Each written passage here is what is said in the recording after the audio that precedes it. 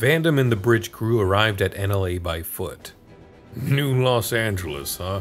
Classy name. Isn't it? That aside, your group seems to have grown quite a bit. Nagi looked over the personnel accompanying Vandam. He was concerned that some of the crew may have been lost along the way, but there seemed to be many unfamiliar faces joining them. These guys? Yeah, we picked them up along the way. According to Vandam, they'd come across a large number of escape pods on their way to NLA. The Moby Dick was a massive ship, so not all sections of the hull were reinforced equally. Areas like the residential sector and the bridge were capable of withstanding planetfall, and managed to land safely thanks to their gravity control units, but there weren't many sectors that were as resilient. The crew assigned to those sectors were supposed to board individual escape pods to land on the planet. Vandam had come across some of these pods on his way to NLA and rescued the crew that was inside. I've been concerned about the pods too. We should form a search party to look for them right away. Most of the pods should be sending out distress signals, but they might not all be functioning properly. Nagi nodded at Vandam's suggestion. He wanted to prioritize the rescue of the trapped crew members, not only for their own safety, but because they were desperately needing any available help. The majority of the people in the residential sector when it had crashed were non-combatants, so it was especially important to recover the military personnel who had been fighting off the alien forces from the rest of the ship. Understood. We'll form specialized squads for each of our objectives. The highest priority goes to recovering the crew and the wreckage, protecting NLA, and scouting the surrounding areas. Nagi formed a few Dahl-centric squads and assigned the codenames of Testament, Interceptor, and Pathfinder, respectively. These squads would become the foundations of the 8 professions, later known as divisions. Nagi chose to lead Testament personally and set out finding the missing crew. Vandam was going to be stuck back in NLA to lead Interceptor. He made sure to voice his dissatisfaction. Hey, you're the captain, our fearless leader who stays home at headquarters. So why are you stealing the fun from your lovely subordinate? I agree it's fun, but my subordinate's anything but lovely. Hey, don't give me that. Vandam complained grumblingly, but he couldn't go against the chain of command. After all, Nagi was Brigadier General and he was only Lieutenant Colonel. I swear you only ever play superior officer cards at times like these. No, I've always acted as your superior. It's you who doesn't act enough like a subordinate. Nagi clapped back to Vandam, who never held back regardless of who he was speaking to. From here on, NLA would need commanders. The foundation and forefront of both politics and the military, they were too much for Nagi to handle on his own. Those who ranked above field officers would have to fill in for whichever roles required them, and people like Vandam would need experience commanding HQ. Really, if only Elma were around. He had thought that countless times since arriving on the planet. He had never wondered it aloud, but it was always on his mind. Nagi assigned 4 of the operational AD-0150 Formula ST dolls to form Interceptor. The Moby Dick had more powerful frames on board. Should we look for the hangar or develop some new models here? With all due respect, sir, the skill of the pilot's more important than the capabilities of their frame. My men and I can take on anything this planet has to offer. This boast had come from Second Lieutenant Douglas, puffing out his chest. He was one of the most capable doll pilots aboard the Moby Dick, and the pilots with him were no slackers either. That's a bold statement, Second Lieutenant. If you would, Commander, please call me Doug. We'll show you that we're not just talk. Oh, is that so? Nagi was pleased to be referred to as Commander. From the time he had been made General, he hadn't had many chances to go out on field missions. Commanding a large ship from the bridge had its perks, sure, but he still did yearn to command a small elite force of his own. No, I shouldn't be thinking like that, given the situation we're in. In spite of himself, Nagi still cracked a smile. The primary objective of the military op was to search for the escape pods and the lifehold. Nagi led the squad in the opposite direction from the bridge's crash site. Vandam was rough around the edges, but he was a man who cared about his job deep on the inside. There probably wouldn't be any pods along the path he had taken. Thus, the 4 interceptors continued their search while securing the surroundings. During their recon, Nagi realized just how astounding the environments were. The mountain ranges that seemed to defy gravity were truly a sight to behold, and there was an enormous amount of diversity amongst the wildlife. This is my first experience on a different planet, but its splendor really does put my lack of imagination to perspective. It really does. Look at that dinosaur-looking creature over there. Nagi pointed with his doll's right hand at what could only be described as a dinosaur drinking from the edge of a pond. Yeah, looks like a Brachiosaurus. If I'm not mistaken, they lived on Earth over 100 million years ago. That's true, but that's not quite what I wanted to show you. Just now I saw a group of lizards resembling it, and the largest among them was only as big as a dog. Ugh, the same species can vary in size that much? Who knows? That's all I saw, so I'm not sure. Though he had given that response to the bewildered Doug, he believed it was true. The forces at work on this planet seemed to have quite the penchant for mutating the natives' genes. He remembered the nocturnal creature that had assaulted the bridge a few days earlier. That too must have been an uncommonly large specimen. Although their strength corresponded to their size, the typical members of the species didn't seem to vary that much in power. Nagi had referred to it as a transcendental being or a tyrant at that time, but he had a hunch that name wasn't all too far off from the truth. While lost in thought, he received a report from the warrant officer bringing up the rear. Commander, we're confirming a heat source around 3 o'clock. It seems something is burning off to the side. Probably a forest fire. I don't think it'll pose any threat to NLA at that distance, but let's head over anyway to make sure, decided Nagi, and then he immediately ordered them to head in its direction. It wouldn't matter if they didn't find anything, confirming a lack of threat would be simply sufficient enough. And Nagi's judgment indeed turned out to be correct. The source of the heat was a section of the Moby Dick's wreckage that had caught fire. A gigantic creature, a tyrant, had crushed it, and unfortunately it was full of fuel containers. The blaze had engulfed the entirety of the wreckage and spread to the primitive forest. Escaping the blaze was a single passenger amongst the crew. He was Maurice Chasson, a politician who was supposed to have boarded the Moby Dick as an aide to the president. However, just before arriving at the spaceport, the alien attack struck the surface of the planet and their transport vehicle was caught in the explosion. Maurice had found himself amongst the Moby Dick when he had regained consciousness, but the president and his fellow politicians were nowhere to be found.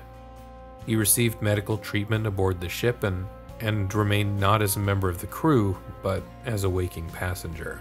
He was racked with guilt at first, but his mental state did recover, thankfully, during that 2-year journey through space. I'm no longer able to assist the president.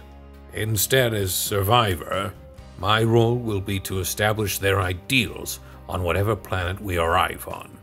Maurice would flit amongst the crew members, preaching his own ideologies. At times, he acted as an arbitrator amongst the crew and resolved their problems.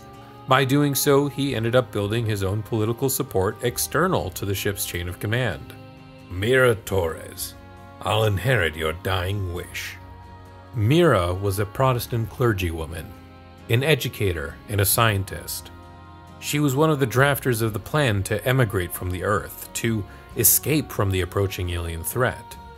Well, that wasn't entirely accurate.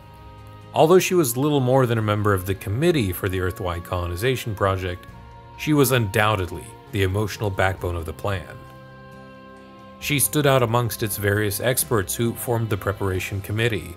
The majority of them were concerned about incorporating national interests in the plan, while Mira alone focused on a plan free of racial, national, or religious motives.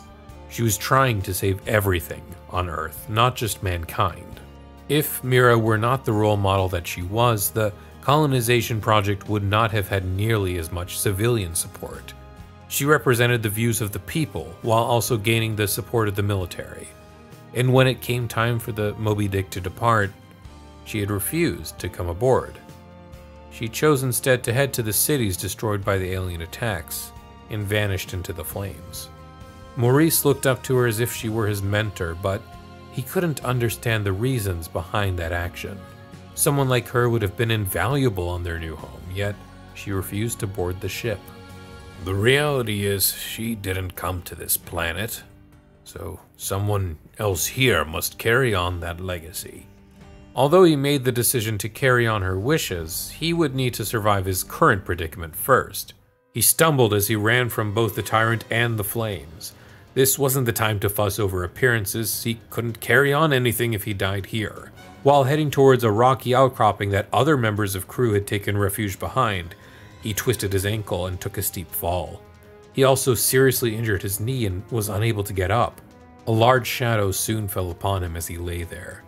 The enormous tyrant stood right over him, blocking out the light. Maurice screamed out in horror.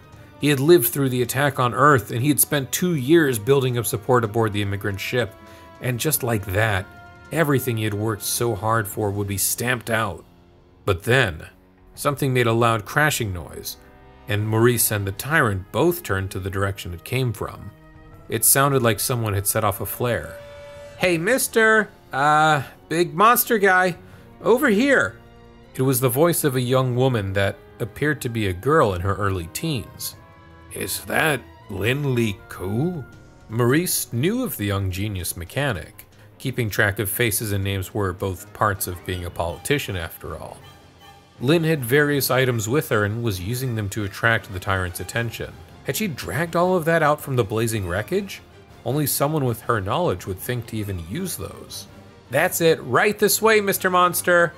While it was foolish to judge her capability based on appearances, Maurice couldn't let her throw her life away. "Get out of here, Lin. Children shouldn't sacrifice themselves for adults." "Age doesn't matter. Anyone who can make a difference should," Lin shouted back at him. The tyrant turned her way as if responding to that wish. Whoa, it's actually working. Lin began to run from the beast in a zigzag pattern, drawing its attention away from Maurice. "At the very least, I can..." Maurice made a desperate crawl for a communication device that he had seen on the ground earlier. If he could just reach it, he could request help. If anyone was in range, he only needed to call for their assistance.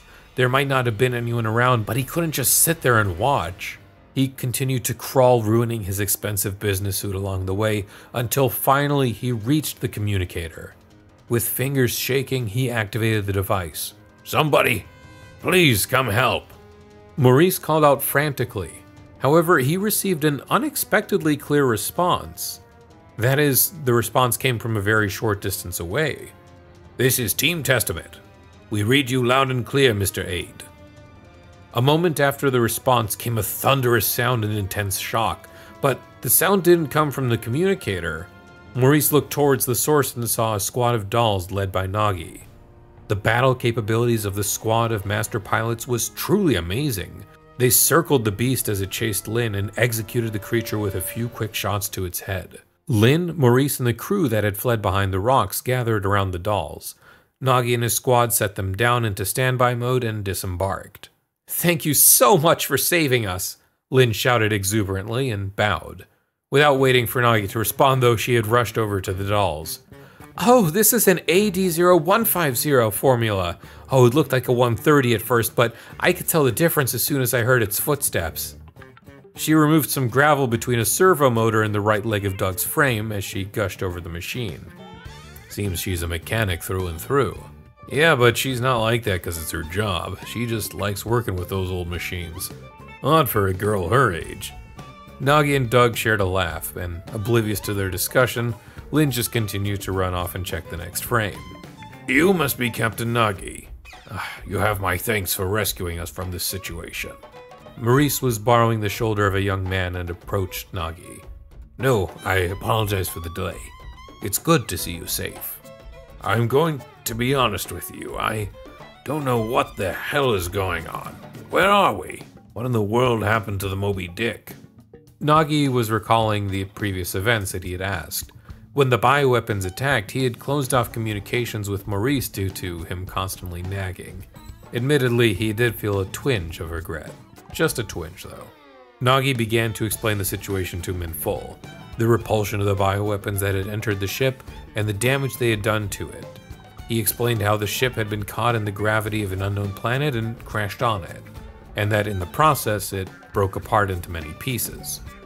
"We're currently using the residential sector as our base, and we're searching for scattered wreckage and crew members. I've been leading the search, so I see. I'd like to head to the residential sector as well. Of course, we're gathering all survivors there, although it's not very accommodating at the moment. What do you mean? The shortage of energy and the inability of the city to maintain proper functions, the damage to the shield's outer mechanisms, and the inability to fend off the angry natives. Nagi explained these problems to him.